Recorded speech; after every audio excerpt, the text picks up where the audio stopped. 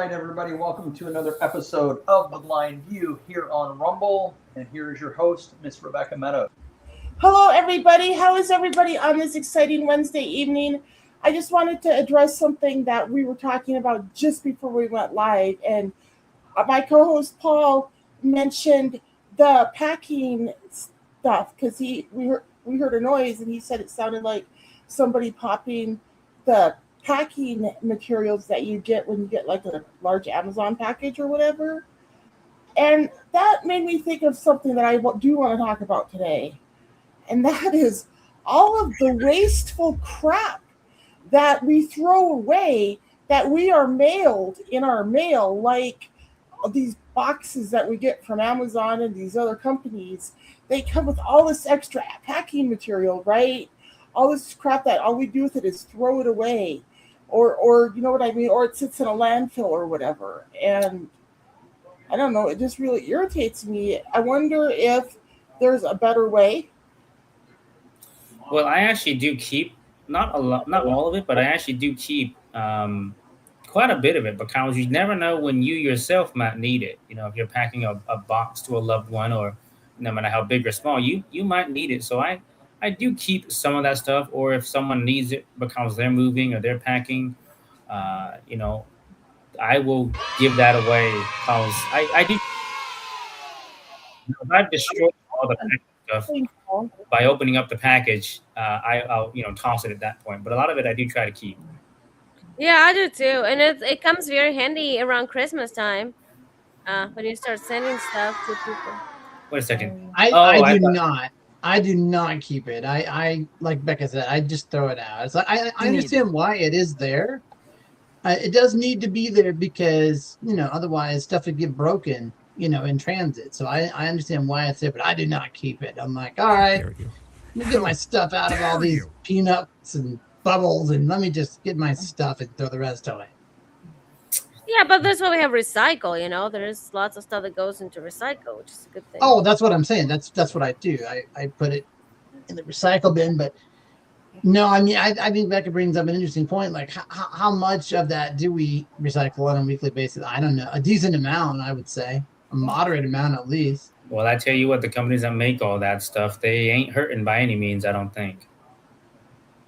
Yeah. Like the packing peanuts and stuff? Yeah, the people that make the packing peanuts, or the Amazon pillows, or the bubble wrap. I guess that's what the technical term is. No, those companies ain't hurting. Oh, it gets used every day. Guys, I love me some bubble wrap. Oh my gosh. Like, I know it's going to sound weird, but when something comes like this, I sit there and pop and pop and pop until they're all gone. Yeah, a lot of people do that. I used to do that too, but I don't take time for that anymore.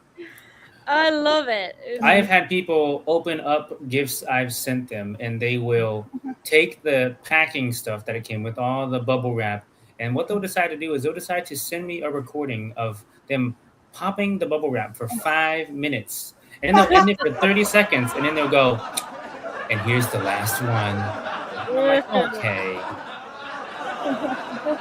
Now, I like the big bubbles, though, not the little tiny ones.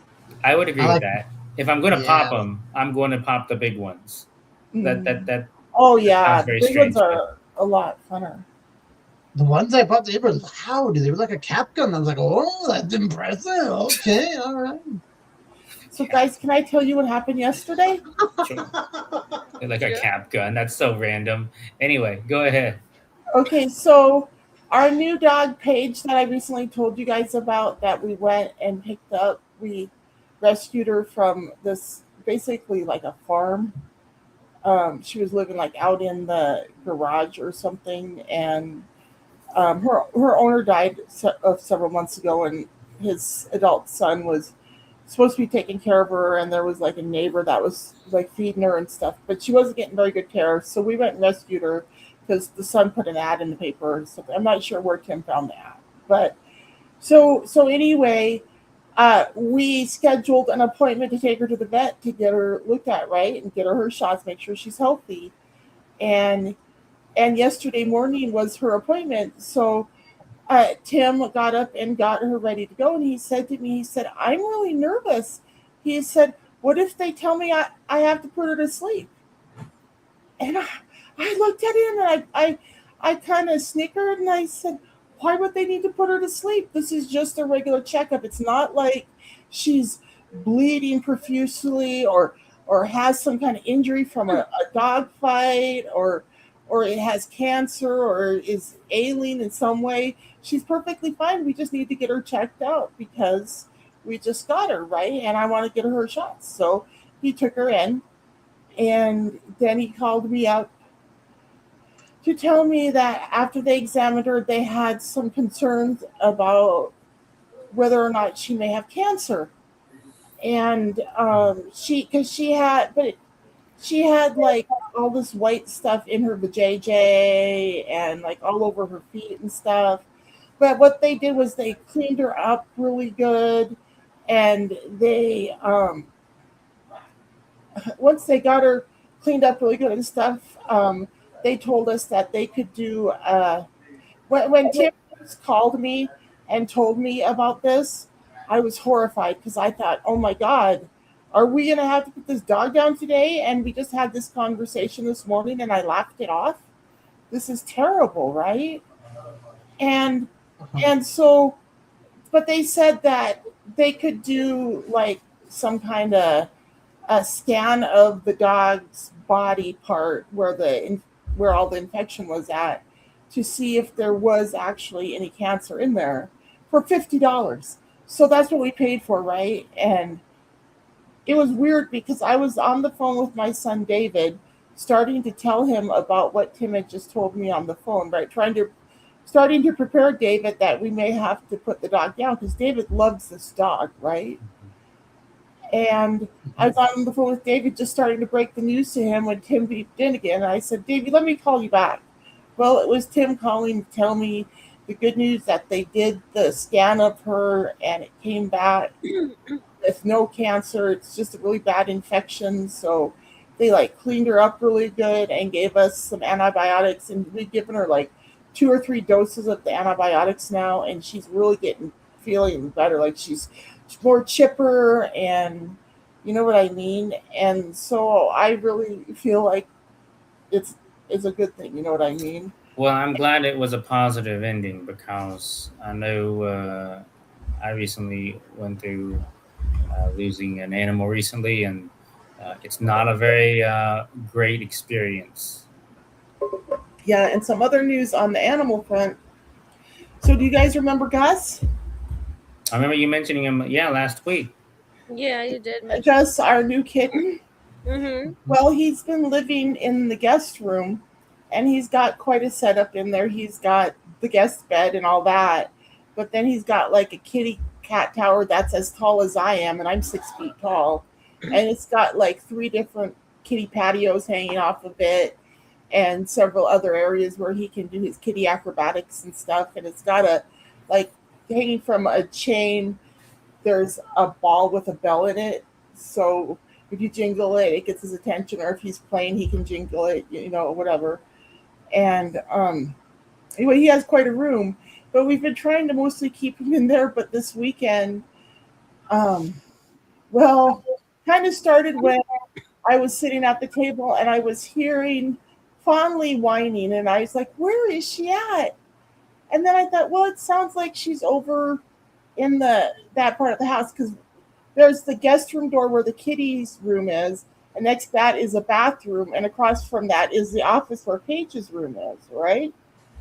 So I thought, oh, maybe she got locked in the bathroom. Well, when I went to check, she hadn't got locked in the bathroom. She was locked in the kitten's room with the kitten. Oh. She'd been in there for quite a while, and they hadn't had any big scratches. So I thought, well, maybe it's time to introduce the kitten to the dogs more. So I actually brought the kitten out of the bedroom, and like I sat down and held the kitten in my arms, and all the dogs came up and sniffed the kitten, and some of the dogs licked the kitten, and they all liked the kitten when they checked him out, and he didn't hiss or growl at any of them. He had already swatted some of their noses under the door because they've been interacting under the door for quite a while. The dogs will put their noses up to the crack of the door sniffing, and the cat will reach from the other side and like swat their noses with his paws. So Yeah, it's pretty cool. Um, I'm glad everyone seems to be getting along over there, so that's good. yeah. That is a pretty bold move that you just brought the kitten straight out. Well, so this kid, he's bright orange, and he's very adventurous. And I thought we Oh, better get him orange out ones were- now before he escapes and is running scared. You know, we should get him out now and introduce him to the dogs. And so I've been like every day since then. I've been bringing him out of the house or out of his room and walking him around the house. Like last night, I brought him to our bedroom where Tim was laying down, and we sat on the bed and played with the kitty for a little while. And then I picked up the kitty. We have a really long bedroom here, and I carried him like all the way to the other end of the bedroom. I let him check out my closet, and I showed him the door that goes outside so he could see outside. And so when we moved in, there was one dog door, and I had the handyman put a second dog door in our master bedroom. Well, I actually had him take it out the other day so that now we can have our room more to ourselves. And now I can actually walk out there if I want to, out my bedroom onto the patio out there. Now that the dog. That's nice. That's what we wanted to do, but we don't have exactly good setup for that. But it would be cool just to walk straight from the bedroom on a patio. Oh yeah. When we're looking for houses to buy, and we went to tour some houses, and one house we found was pretty weird. So it was like downstairs and somewhat upstairs, but it was not like full second floor. It was kind of sort of ranch style. But anyway, the point is that you could not get to the patio from any part of the house except for the bedroom. So it was weird. Yeah, so if you're cooking in the kitchen and if you want to step outside, like, if you want to carry your grill items, whatever, you have to go through the bedroom. It's like, Oh, no, yeah. thank you. It was so weird. Like, no, we didn't want that kind of house. That is interesting, huh? It's, I mean, yeah, like, and just how probably like architectural styles have changed over the years and stuff too. Yeah, maybe they did some remodeling on that house. That's why they ended up being this way. Well, when my parents bought their place that they live in today, they had to walk into the house and into the living room, and then they could make it into the kitchen. So my dad thought was, you know what, this is ridiculous. We'd have to carry the groceries all into the living room and into the kitchen. So he just took the wall out. He just took part of the wall out and said, okay, well, that's how we're going to do it. There you So go. did he do a finished carpentry job on it, or did he just take like a sledgehammer to it and smash it? Good question. Dad, I guess I've never mentioned that, but my dad used to be a carpenter, so he knew how to do all that. Oh, okay, so he probably did a good job on it. So it probably looked good. It's when he like was an done. archway. When you go into the house now and you go into the kitchen, there's like a little arch above. You kind of walk through a little arch. So yeah, it looks. I think it looks real good. I mean, obviously I can't see it, but no one's ever commented it looked bad. So I think it did a real fine job on it. That's good. He did a lot of work on the house because it was a small house, and we have an unfinished basement there, and he built the deck that they have. So he did a lot of work on it when they moved in. It was a very small house, and they was feeling a bit cramped when they moved in. So he put a lot of work into it. Well, but like another thing that's common now for washers and dryers is that they can be made stackable, right? Like even if they're like a full size washer dryer, they put them up on what they call pedestals, right? Yeah. And my wife would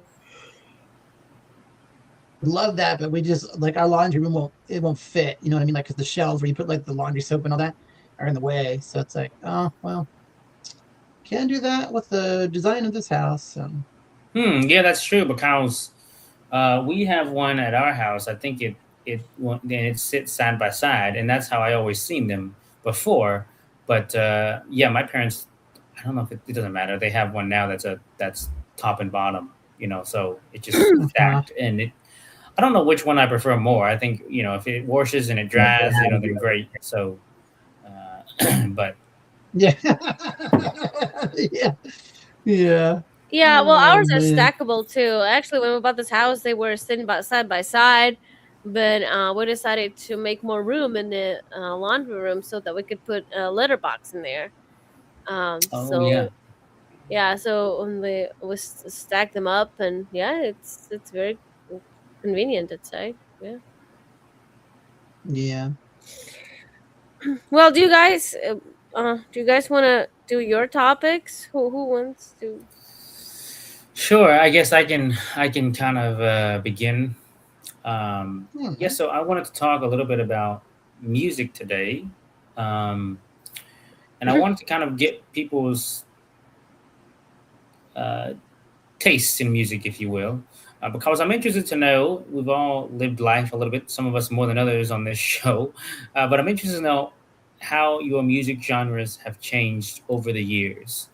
Because I'm pretty sure tastes change over the years, right? When it comes to food, and I reckon music probably is no different. So I was just curious to know what was you into in the past, and what are you into now? Now for me, I have kind of gone all over the board, if you will. When I first started listening to music, uh, I would listen to mostly Christian radio. That's what my family seemed to listen to the most. My mom and my dad didn't really listen to a ton of music when I was growing up. We'd listen to the Christian station, when we was going to church or when we'd be out doing errands, but that was really about it. I know that my grandparents played a lot of music. They played piano on my dad's side, and on my mother's side, there was a lot of music on her side. And both my parents actually they both played the accordion growing up. Don't know if it was a popular instrument back then, and that's why they both chose it, but they both played. They didn't stick with it.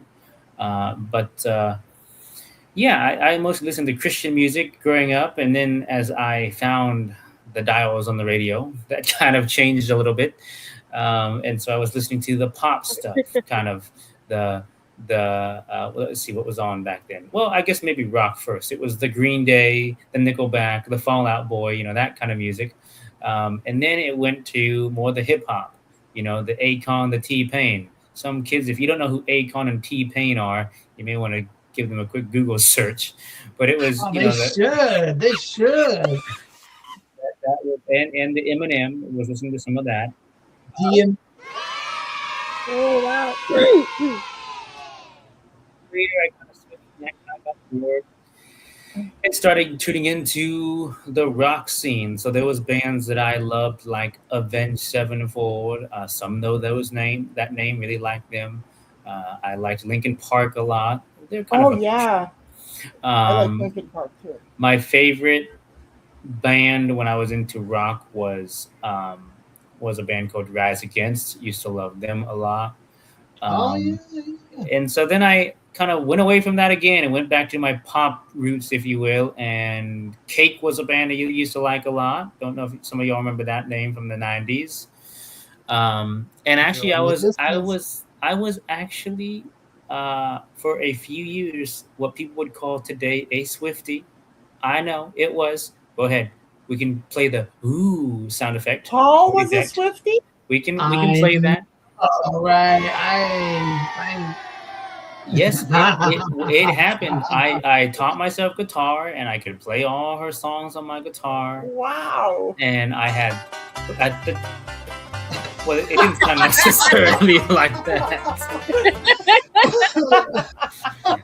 It didn't necessarily sound like that. Although she was more country back then. That was pretty good. Well, maybe. What is her first name? Maybe Swiftie will hear this and find out what a fan of hers you are, Paul, and that you can play all her songs on a guitar. Well, I was a fan and this was when this was when she was more country, and I loved her songwriting. I loved musically what she was doing, and this was about her. I think she was 3 albums in at the time, and then when the 4th album came out, I think it was Red. The love started to kind of go away because she was switching genres, and I reckon so was I. So I stayed in the rock genre for a long, long time, and kind of went to the folk genre. Names like Harry Chapin. Don't know if any of y'all know who that is. He was a guy in the 70s. Oh no, there isn't. And names like Gordon Lightfoot, names that some of y'all probably never heard of. And then I've heard of them, but I don't know their music. Oh well, you should check them out. Harry Chapin wrote a song. Harry Chapin wrote a song called "Cats in the Cradle," which I'm sure some of y'all have heard. And then after that, it kind of went to the bluegrass scene. I heard a band called Nickel Creek and really liked them. And from Nickel Creek, I went to Alison Krauss, and now I'm totally in that world and have no plans of really dipping out of that world anytime soon. So, and as a matter of fact, a lot of the bluegrass, and I'm not going to mention any names that's come out today, I haven't really loved. There's been a lot of popular acts, but I don't know if y'all have seen this, but maybe some of the viewers have. Recently on American Idol, there was a lady named Hannah Harper who wrote a song called String Cheese, and she is not paying me in any way, shape, or form to say this, but thank you. And it was a great song, and she has a wonderful voice, and I'm super excited to see kind of what happens with her. What's the song called? It's called String Cheese, and the lady's name is Hannah Harper. Okay. She doesn't sound exactly like that, but she is from Littletown, Missouri. And so I'm really excited. We should all look that song up and listen to it and see what it's like. Yeah, I don't know. A lot of us are from little towns all across America. Producer question: we're not allowed to play something like that on here, are we? YouTube would probably give us the demerit. Oh, we get a copyright. Okay. Yeah, copyright infringement. Well, that you just won American Idol. Yeah, I'm pretty sure that would not be advisable. Yeah, and so I'm super excited about that, and I guess we are fixing to wrap up in a second. So no, it's a commercial break. Ladies and gentlemen, stay with us. We'll be right back after these messages. Hi, it's me, your favorite author, Rebecca S. Meadows, here with another message. You know, you can go up to Amazon and search Rebecca Meadows author to get your hands on each of my books. And each book is available in Kindle, digital download, Amazon print on demand, or on Audible. So enjoy, and please send me an email at beccameadows76@gmail.com and let me know what you thought of my book, okay? Oh, and please go up and write a review for me too. Thank you. Peace out. So that's kind of where I have been as we're back from this commercial break. That's kind of the journey of music that I've taken. And yeah, I'm just curious to know kind of what maybe y'all's journey with music has been, and if it's meant that much to you, because I know for some it doesn't really mean a whole lot. Oh my God. Music has been very important in my life, my whole life. I love country western and pop and rock, but country is my favorite. Country will always be my favorite kind of music. Now, when you say country, I need to know, do you mean new country, or do you mean like old school country? There is a difference, like that. There is. So the country. So where I was growing up in Montana, we called the new country western, and the old country just country, right? So, and there is a distinction. I understand the distinction, and I like them both. I have to be honest. I prefer country western over the old country, but I really love like some of the old singers, like what's her name? There's this Patsy Cline. I really love Patsy Cline. Mm-hmm. You know, and so some of the people from that era, I really like Willie Nelson. Sure. Just the older singers from the 60s, 70s, and 80s. You know, but I really love the country western from the 90s and the, you know, since the turn of the century too. Sure. Did you also like Marty Robbins? Oh yeah. Oh, okay. My dad was a big fan of his. Yeah. And I admittedly kind of only know of him because he used to drive race cars as well. Don't know if many people knew that, but he was a stock car driver as well. And so that's kind of how I became familiar with him. And then I discovered his music as well, which I do like. but know him a lot more as a stock car driver. So Well, music is huge for me. There's more apps in my music folder on my phone than any other folder.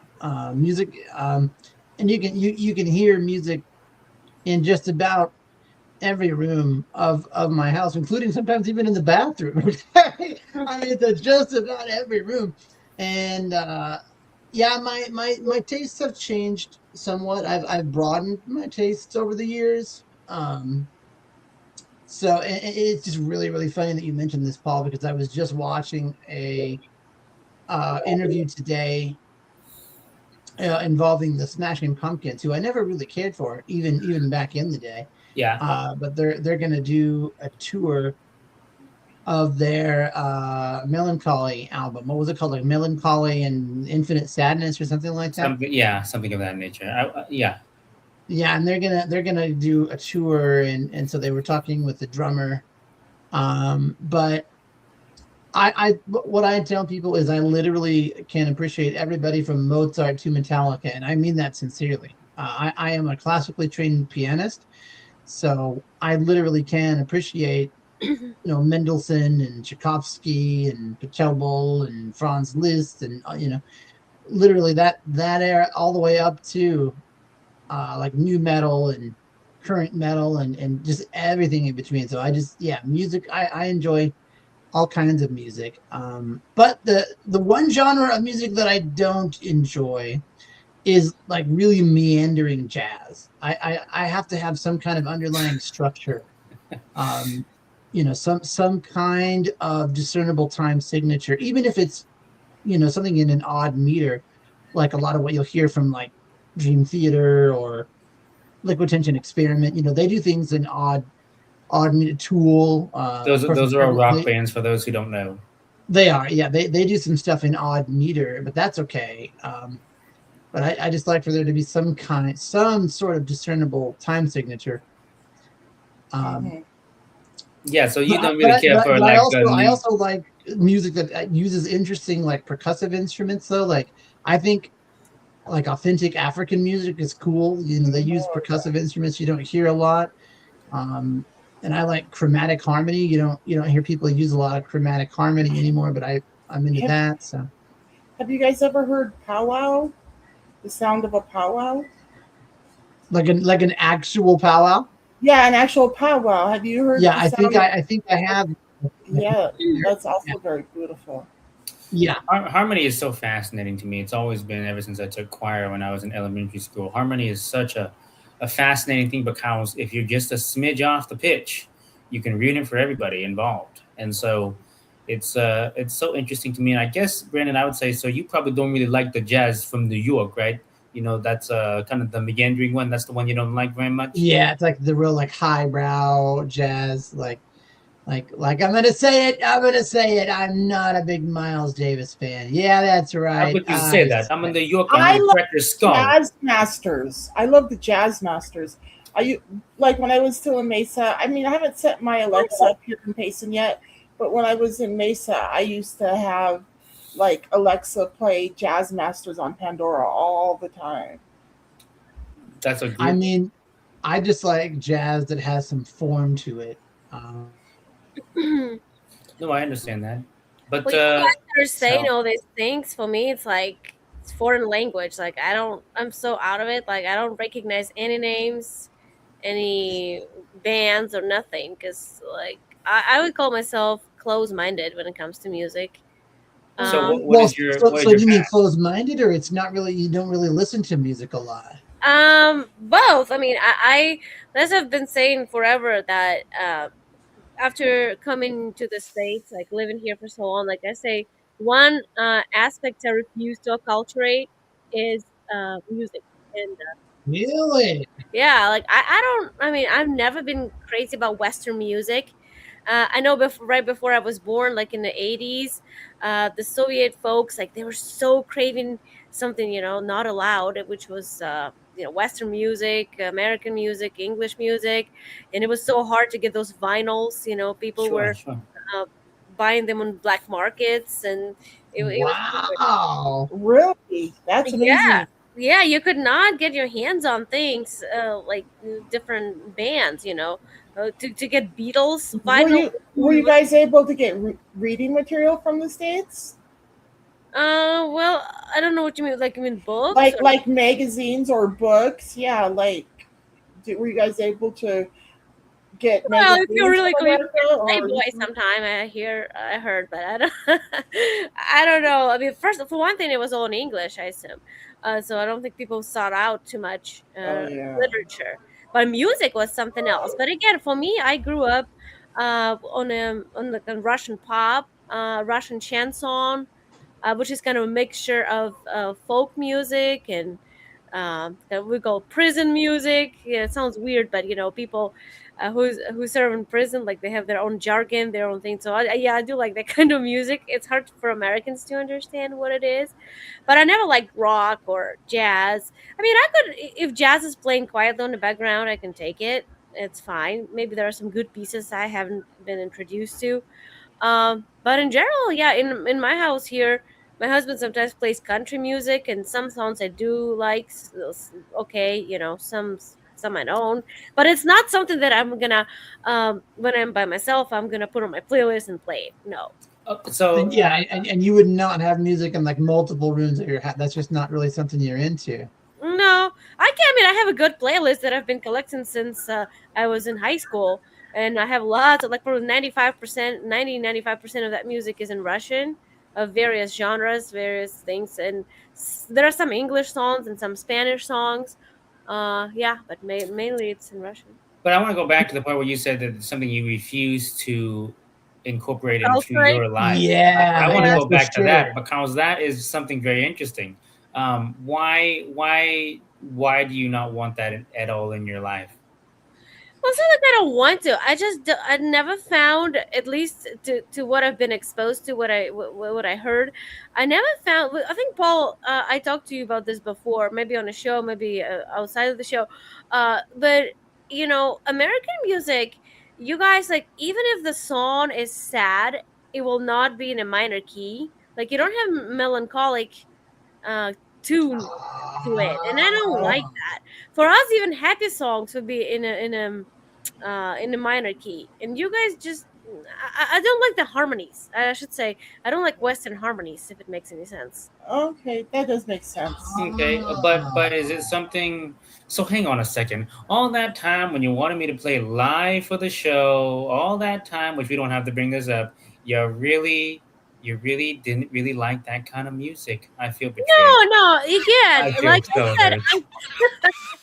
that's not true. Like I said, there is some music. I said a minute ago that some songs my husband plays, I like them pretty well. Mhm. And yeah, like the one that you showed me, that were pretty good. Again, I'm not saying that every song has to be melancholic and sad, but you asked me why I don't want to acculturate. Why, I'm just telling you main points why. But that is not to say that everything is bad. Well, you just mentioned the way you said it was that you refused to. So I really wanted to kind of dive into that, and I Yeah. just find that super interesting. Yeah, I refuse because I mean I'm not. I don't feel like I need to know all those artists or all those bands. So I don't feel connection with them.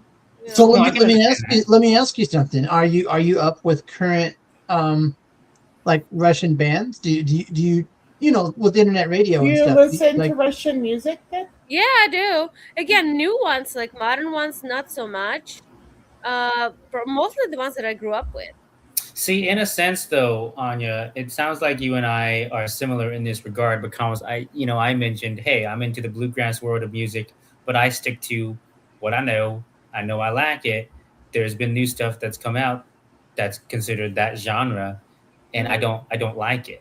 Yeah, And exactly. and so it does sound like in some sort of interesting way, you and I are kind of we have this in common, if you will. Yeah, Versus, So, I agree. Anya, can you give us the name of one or two Russian bands that we can look up and try to listen to some of their music and I'd see like what to know they the answer sound to like? that as well. Yeah. I can. Oh gosh, band. I don't know. I can give you the names Or of the singers. singers like Yeah, singer. Yeah. Well, I like one guy who sings chanson. He unfortunately is no longer with us. He was killed Hmm. during the house robbery. in Russia. But his name is Mikhail Krug, and his last name is spelled Krug.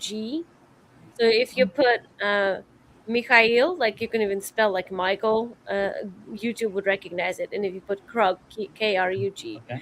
and And he does a lot of songs you like. yeah, I like lyrics of the songs too. That's what I pay attention to a lot. No, I will tell you, and I've had this conversation with people a lot. That is one thing that I will absolutely agree with you when it comes to America and America's music. And now we sound like a whole bunch of old people, but that is something we've never generally paid attention to culturally. There's a lot of songs that people really like, and you go, do you know what they're saying in the song? And people go, no, I just sing it.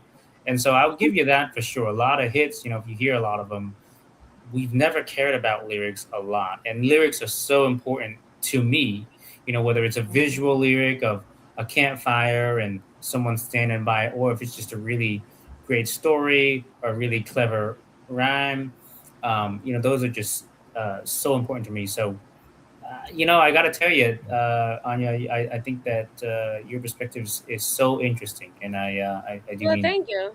Mm-hmm. Yeah, I didn't. Now, let me ask you this. There's an old rock band called Rammstein. Oh, I might be saying that wrong. German band, right? Yeah. But here's the thing. So, a lot of people know Du Hast, and that's all they know. Yeah. But that band, Yeah, I know that. Yeah. But that band put out a lot more music. But I don't know a lot more of their songs because they were, authentically German, and it's like, so how do you feel about Russian artists that have tried to like make their music in English too, like, or you don't even go in for that? Well, because look, like to bring this up to modern day, look at Bad Bunny, right? That dude is not American, but a lot of Americans like him. Yeah. So what do you think? Well, what do you think about, like people that are from authentic countries that then try to gain Western audiences? A whole genre called Yeah. K-pop is that way. Yeah, it is actually. But I gotta say, some people are pretty successful at it, but some is just pure mockery, just pure, I don't know, just clowns. They cannot do very well. It just looks and sounds very stupid. Like when sometimes my husband and I watch New Year performances because they have the different shows around New Year time, and these artists come to the stage and they act like Americans. They try to act like Black Americans or something. Dress them like them and dance like them, and it just looks so like copycat. Like, what are you doing? And you're saying even if they're not African American, if they're from No, completely different Russian. country. Russians back home, like they just because But there's they a lot do of that. Western influence. That's interesting. That's very. I have that is so a interesting. question. What color are Russian people? Like, what color are Russian people? Like native Russians? Are they white? Yeah, of course. Oh, well, I didn't know. Like, I just assumed, but I wasn't sure. Yeah, it's Eastern Europeans, yeah, white. But that's not about black or white. It's just what they copy, like what they see on the stages, like on an American stage, and they just try to imitate it. It's Yeah. That's Well, interesting. and I think you do see blending of cultural influences, and I also don't always like it. I mean, it really depends on the artist or on the band. But I think there's like, I commend Rammstein for not making all their albums available in English. I think they made some of them, but they were unapologetically German, and that's fine. They were, so that's fine. yeah, that- it's okay to be in your language. Yeah. Sure. Well, interesting topic you brought up, Paul. Huh? Well, thank you. I appreciate everyone's input. Yes, thank you. Thank you to the clappers. Thank you to the banjo player who played earlier in the day. Thank you to the guitar player that backed him up. I think there was a bassist somewhere in there. Can he come back and play for like 10 seconds? Thank you for the zookeeper who caught the runaway elephants earlier. Oh yes. Wow. Okay. Well, that was good. Wow. He's good. I think my topic is done. I don't know who wants to go next. I guess Brandon, since he didn't get to go last time. If I don't get to go, that's fine. I can keep. Yeah, that's right. You're right to play that because here I am with another totally different, unique, and distinct thought I'll be experiment. the judge of that. Well, a lot of people cared for your information. Now, I say cared. These days, I don't know. But here we go. Okay, so we're dipping into the vault here. This experiment was originally conceived back in 1967. So this experiment is called the trolley problem. Okay.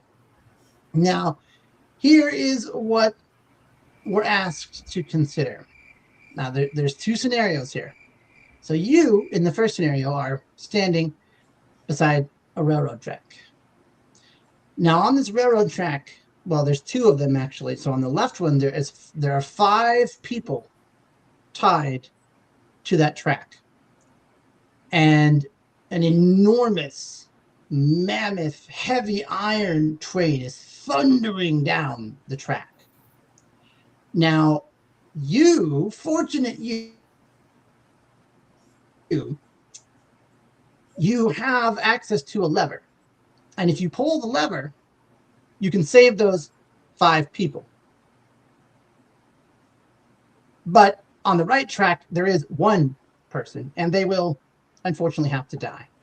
So, most people are like, well, yeah, I'll pull the lever, obviously. Save the 5, sacrifice the 1. I mean, it's better overall, lose 1, save 5. Now, here but here is the other side of the experiment. Now let's say that it's the same general setting, meaning that the railroad tracks are there. But now this time you and another person are up on a bridge above those tracks. Now those same 5 people are tied to that track, and again the train is coming, lumbering down the track, weighing thousands and thousands of pounds, but it's just making its nightly run, blissfully ignorant and unaware. But now I said you and another person are standing on a bridge above those tracks. Now, if you push that person off the bridge, you can save those 5 people. Would you do it? He's an idiot. Okay, hang on a second. I have a question. I have lots of questions about this scenario. Okay, What? question number 1. It's a thought You experiment. said this So was go an ahead. experiment. It happened in 1967. Okay, like, did people do this experiment, or what do you mean when you say it happened in 1967? No, it's a thought experiment. What does that mean? I don't understand what that means. From it means, so it was originally brought to the mass consciousness by a guy named Philippa Foot Okay. in 1967.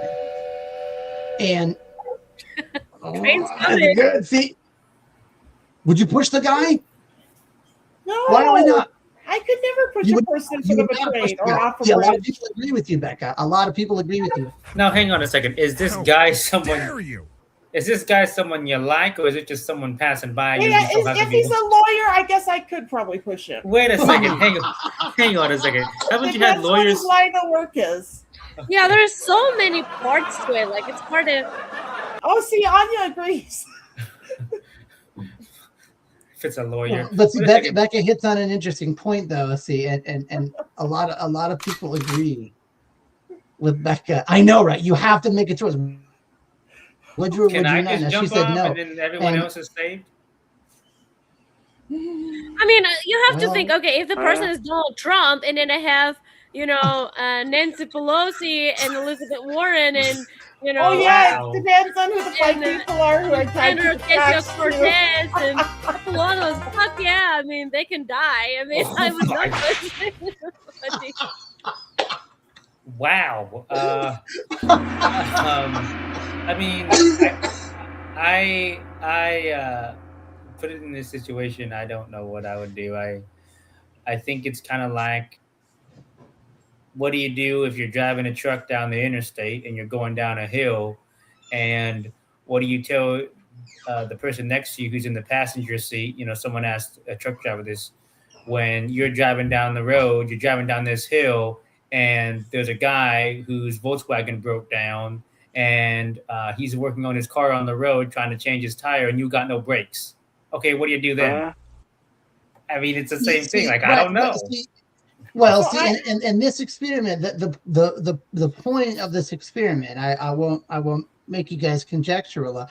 The point that Becca was touching on is exactly what a lot of other people touched on. See, the point is the math is the same, right? The math is the same, because it's either you pull the lever and you move the 5 people out of the way, but the 1 person dies, or I remember I said now that in the second scenario, you're up on a bridge with 1 other person. All you have to do is push that person off, and it's still only 1 person dying. But a lot of people agree with Becca. They're like, "Oh wait, well no, I'm not gonna push a person off, right? Like, so somehow that feels more visceral to us, like knowing that we pushed them off, even though the math is the same." Yeah, but do we I mean, hey, okay. We're about to go, I guess, for a break. So hang on a We'll second. talk about it on the other side. We'll be right back after these messages. Hey, everybody, are you enjoying the show?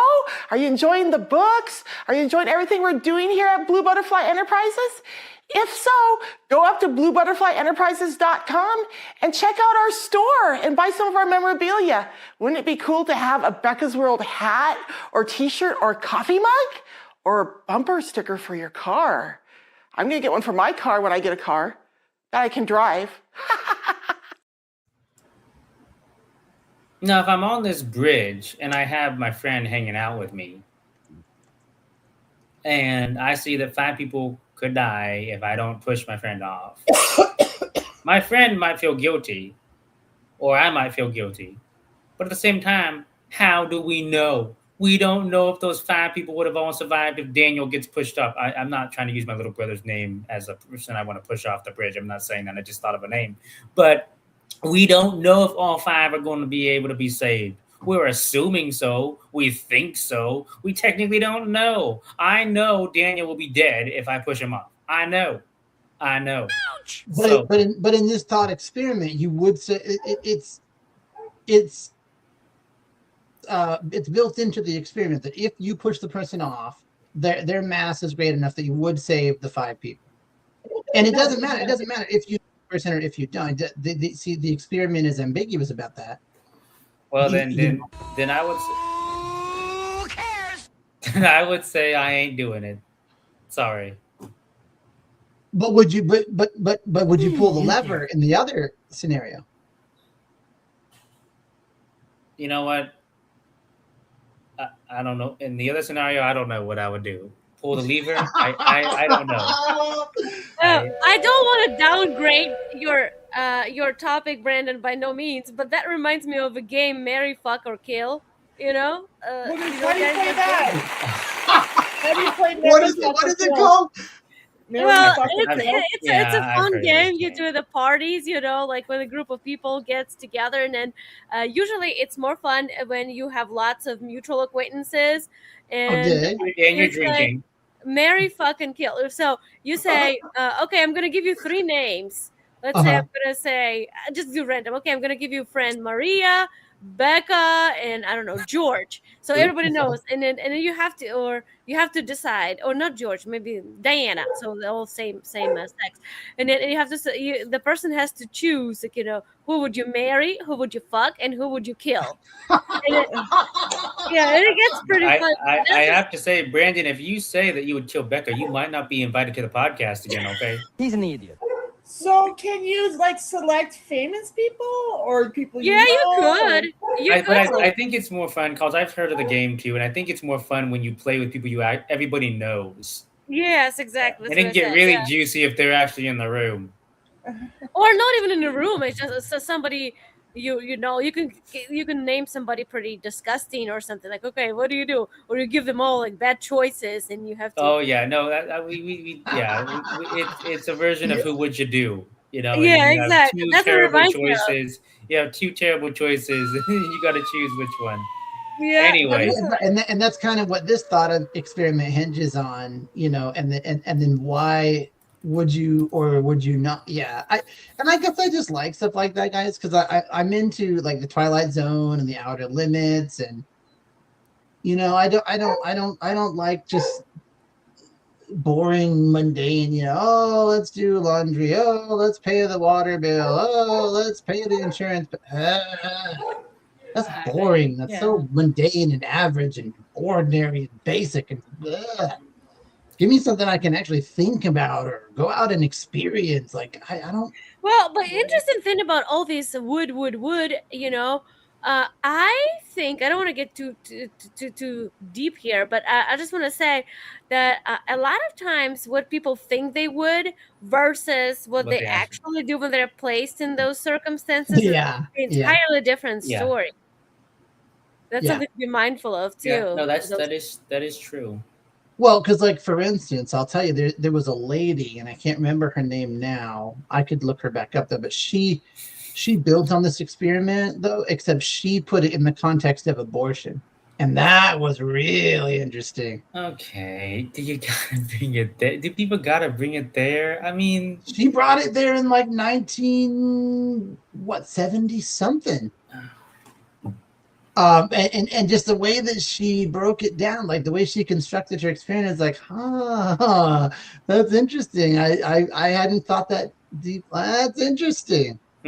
So I'm glad that she kind of pushed me to think a little different as a practicing Christian. But it's like, well, you didn't shake my core beliefs, but you did broaden my mind. So. Yeah, sometimes it's fun to play with your mind, I guess. Yeah,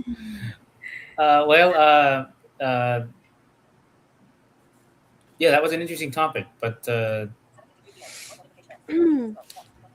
I guess we have a few more minutes to. I guess Anya, it's your topic, I guess, right? Yeah, if Brennan is done, I mean, we can. Oh yeah. I'm done. Yeah, we have like about 7 minutes, so I think we can cover.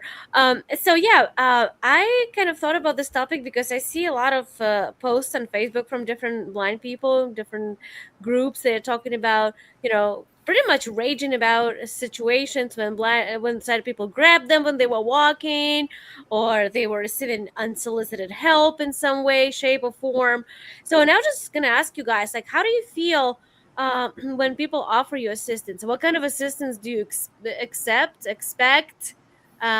I mean, obviously, don't get to tell me, don't go ahead and tell me, oh, yes, I prefer my autonomy. Well, duh, everybody does.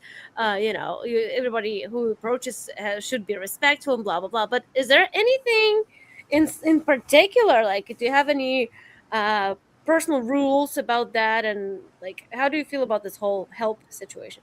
Well, since it's your topic, I'd love to know what your thoughts are. Well, I feel like it's highly personal in the sense that, you can't brush everybody with the same brush, because when some super quote unquote super blind person starts bitching on Facebook and saying, well, no, they need to talk to me first. They don't need to grab me, and I know where I'm going. So why are they asking me where I'm going? I know my way, and even if I got a little bit distracted, got a little bit lost, I can figure it out. Well, okay, good for you, but not everybody is like that. There are people who are okay with accepting help, and same goes for airports and stuff. Somebody is okay to go and look for shit themselves, and some people would rather take somebody's arm and get the help, and they don't mind being touched. Somebody grabs your arm to walk you somewhere. For me, I don't get super pissy with sighted people when they approach, unless there is something really like outrageous.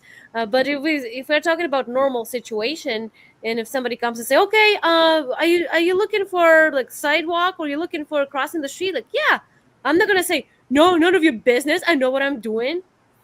Some people can do that. I know, that's what I'm saying.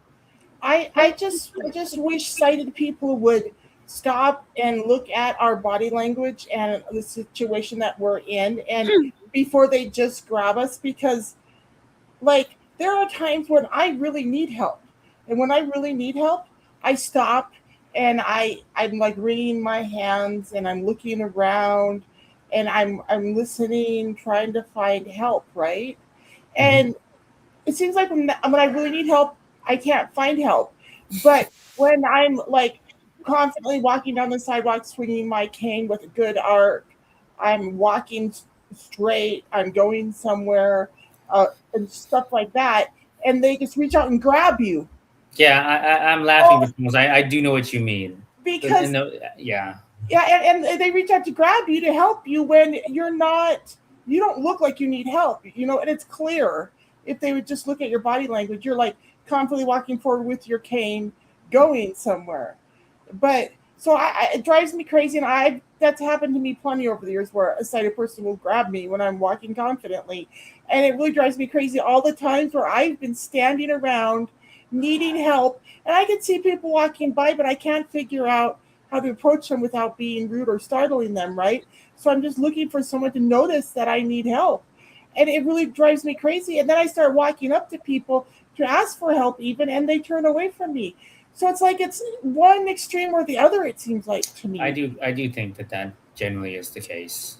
And I don't understand that. Like it seems like most sighted people want to help, but then there's those crazy times when you need help and they're just walking by you and ignoring you. Yeah, and it could be because they don't know how to help, or it could be because some other blind person has yelled at them before. Don't touch me, don't approach me, I know what I'm doing. Mind your business. So even when they invade my boundaries and grab my arm and stop me, bring me to an abrupt halt or something like that, I try to be patient with them and deal with the situation appropriately. Because you never want to cause them to not reach out to help the next blind person.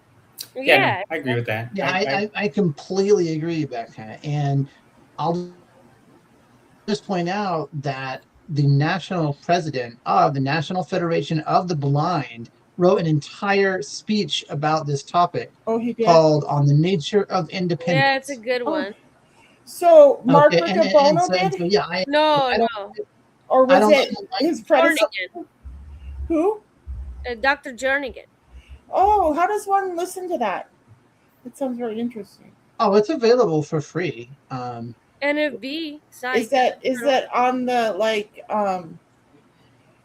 where does one go on the NFB though? Like, if you just search that up on the nature of independence speech, I guarantee you'll find it. Oh, I'd probably find it on YouTube. You think maybe? Oh yeah, probably. Okay, cool. But yeah, I agree. Like, what bothers me the most is this, idea that some people seem to have that I need help. Just like, just no question. Like what? I'll give you a real life example. What irked me. About a month ago, I went to a medical appointment, and the Uber driver that came picked me up was like, "Oh, they didn't tell me you were blind. Why didn't you tell me you were blind?" I'm like, listen, mister, I'm just trying to get to a medical appointment. Okay, I don't see how that's really tangentially related. Yeah. And, but because he saw my cane, so he did. He knew that I was blind. I am blind, sure. But I should not be expected to put on a form. I'm blind, Yeah. Yeah. Although I will say, there has been an issue with people that have dog guides, and so it's like there is a lot of gray area between all these people that say, "Oh, it's my emotional support animal," versus like, "Oh, it's my dog guide." So I do think. I mean, something needs to be done. So I don't know. Well, that's the whole. I don't have a problem identifying as a blind person. I am blind, and I don't feel ashamed at all to say that. But I don't think I should have to say it just automatically. You know what I'm saying? Right. Well, I mean, then this goes down to a conversation of if you go on, say, an interview. We're getting into a conversation which we'll have to maybe touch on another day, but it goes into a conversation of, okay, when you go into an interview or when you're interviewing first, do you mention you're blind first and get it out of the way? or No. do you wait until they see that or what have you? I wait until I have a job offer. That's what I wait for. Okay, and other people look at it. I look at it a different way. It's like, look, I am blind. I'm getting it out of the way. It becomes if you have a problem with that, then it's out of the way. Versus if you mention it later and they don't know, then they go, oh, okay, well, we don't know how to accommodate you. And yeah, sure, you can take legal action if you want to do that and if you can afford to do that. But to me, it's like get it. I mean, for me anyway, I get it out there in the open. This is a situation becomes you're going to see me come up with a white cane. You're going to. But that's how I walk. That is a tool of mine. You're going to see that. You can't avoid that. Right, but my perspective is I want to see how the rest of the interview goes and if they even make me a job offer or if I am even interested. Yeah, but they're going to see that you're blind if it's a quote unquote in-person interview. They're going to see. Ask, are you blind? That is breaking the law. They cannot. They're not going to have to ask that. You have a cane. Why not just get it out of the way? Because they won't even get to know me. They'll just I don't. They're already doing that in their brain. At least if you get to know me and I can demonstrate some of my skills to you and you can see that I'm mentally competent to do this job. Yeah, but they're already seeing you're blind. They're already seeing that. They're already making it, I hate to say this, but they're making their preconceived judgments there as it is. So why don't you just get it out of the way? Then you can explain to them how laugh is so they don't have to call. They can't ask. So just explain it to them. Educate. I'm not a disclosor up front. No. I think you guys have this conversation on the previous shows. You, Brandon, and Paul, and I don't think you guys agreed. I think it's a good topic for our future show too. Oh, okay. Yes, okay. yeah. We should talk. But back to my topic very quick, just to kind of close on it. I'm actually one of those people that when I take Uber and especially when I come to an unfamiliar place and I'm getting dropped off, I absolutely don't mind if they say, hey, do you want me to show you where the door is? Like, oh, sure. So I'd much rather for them to walk with me and then they can go hold my arm fine. But I would much rather have that than try to figure out like where he dropped me off and looking for a sidewalk and losing a bunch of time. I'm not the best traveler in the world. So I would take that help and some people would not. So no, I you know what I do, which I will take someone's help like that as well. But what I started doing recently is, okay, is the entrance to where I'm going, is it to the left of me or to the right of me? And if they say, oh, it's to your right, then I go, oh, okay, well, then I can use my hearing and listening skills and generally I can find it. And if they say it's to the left, that's more my approach too, unless I'm in a time crunch. Now, to your point though, Anya, I could have a bar or a restaurant right next to me.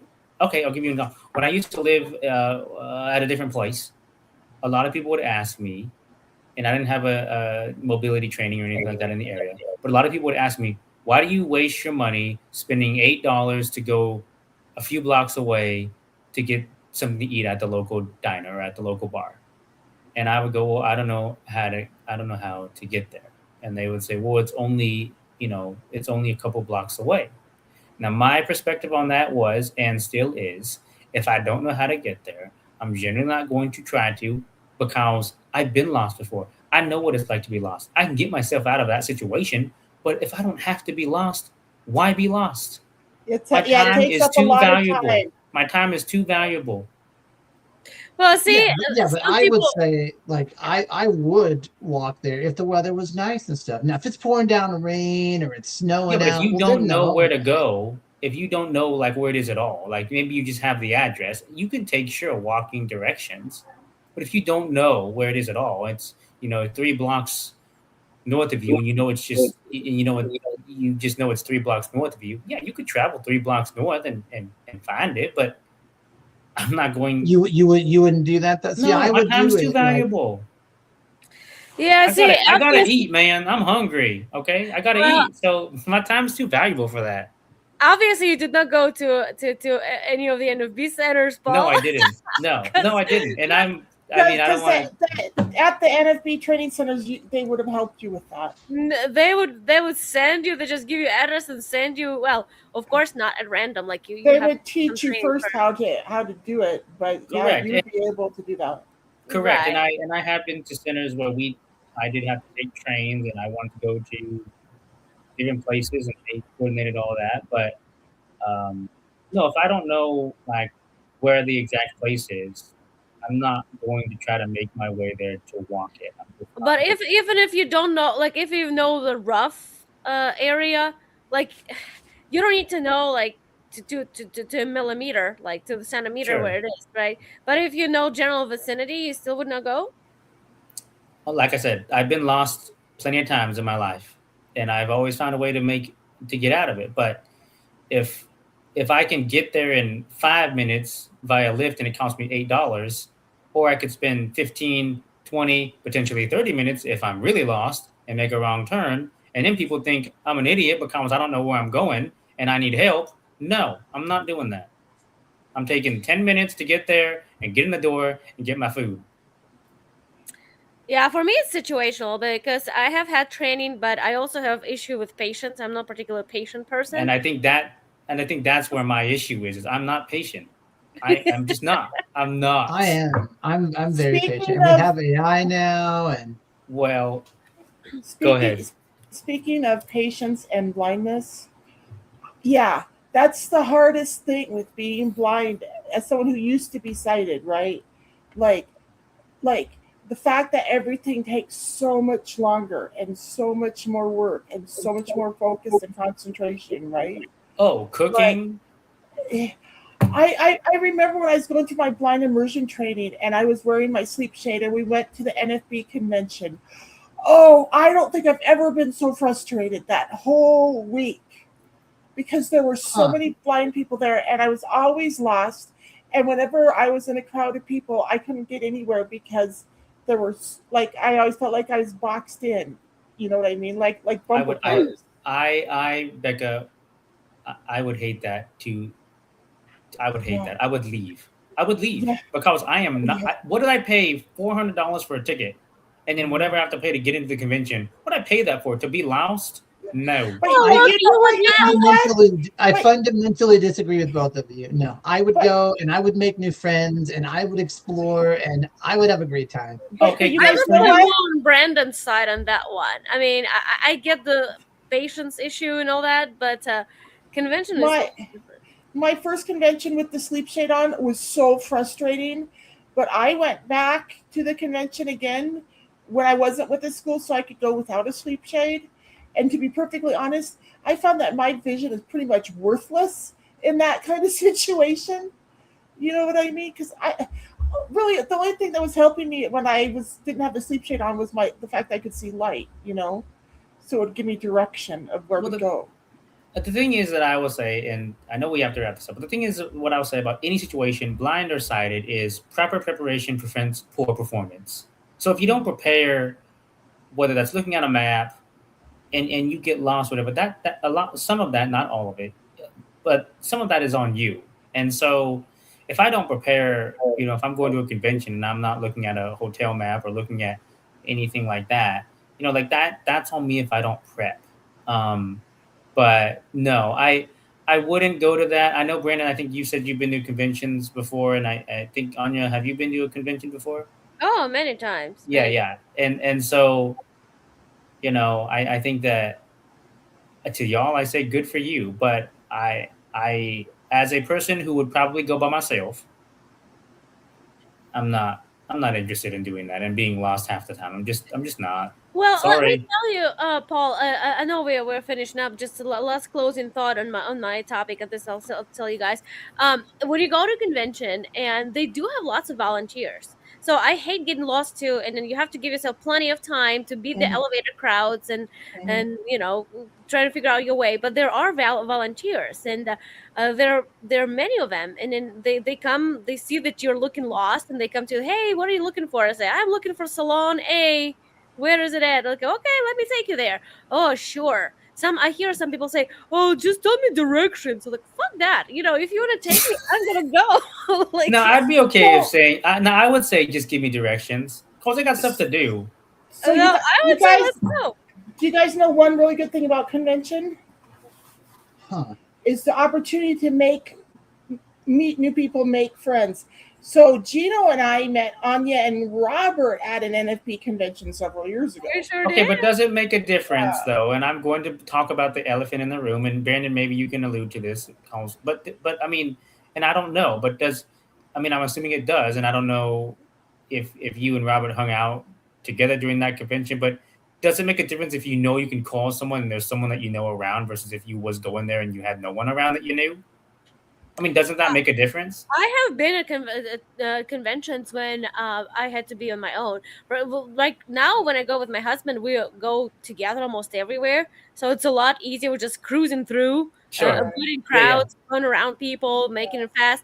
But I have been to conventions before, and I'll tell you, it is significantly slower getting around for sure. As a blind person, It's doable, yeah. but it's slower. Yeah.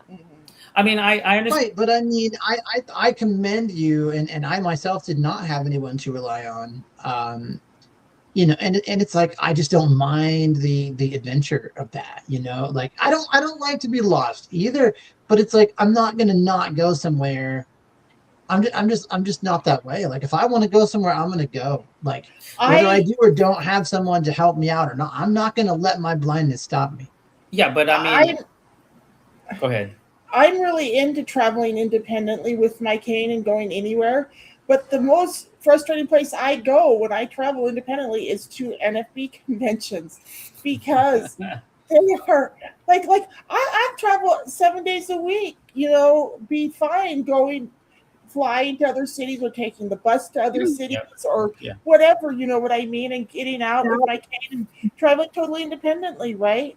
And I'm not scared, I'm not frustrated, I get around really well. But when you go to those conventions where there's so much noise everywhere and there's so much of everything everywhere.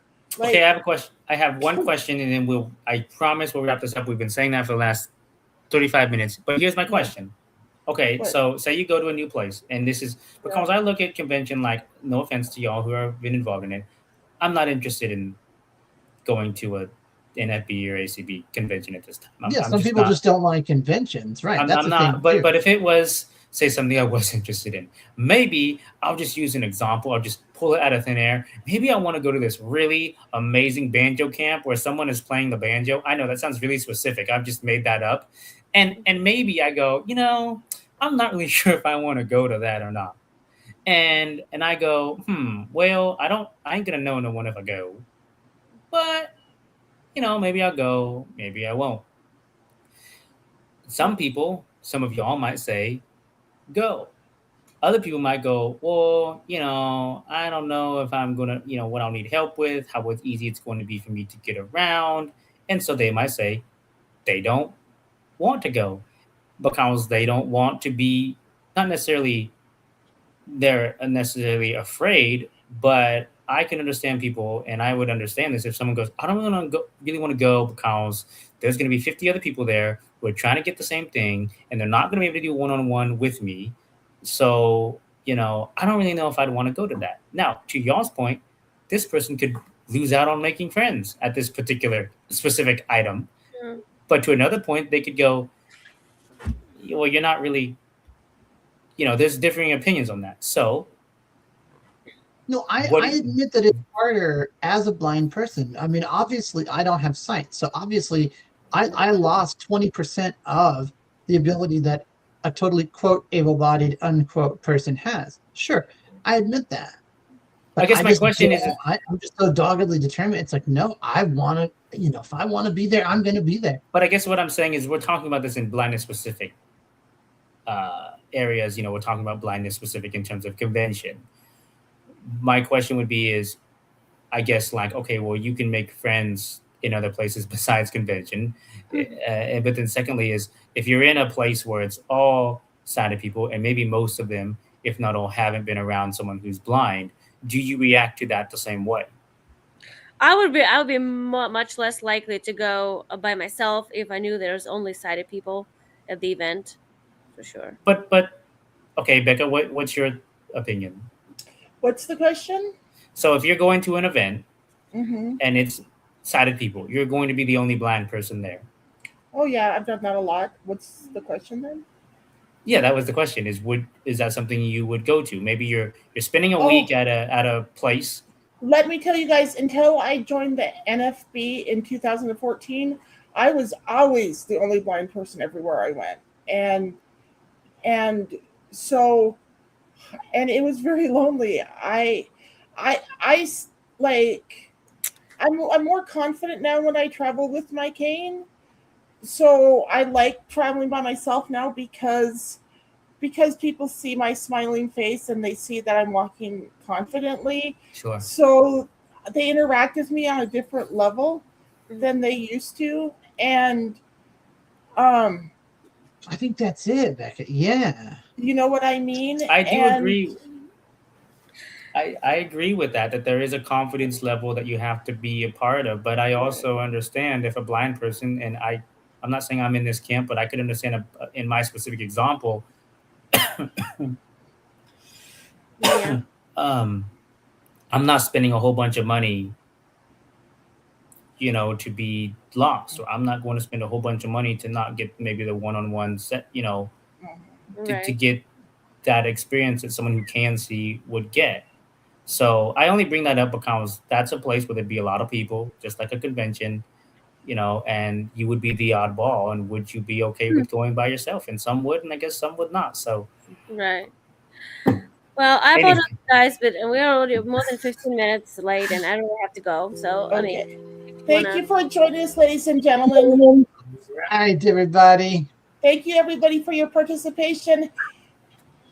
thank you. Everybody, All right. please be sure you are subscribed to us and please tell your friends about us. And thank you so much for joining us. Everybody have a great week. Peace out. Bye-bye. Bye, everyone. Bye. Bye. Bye now.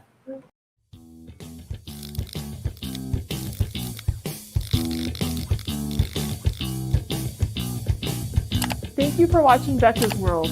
Please like, share, and subscribe to my channel.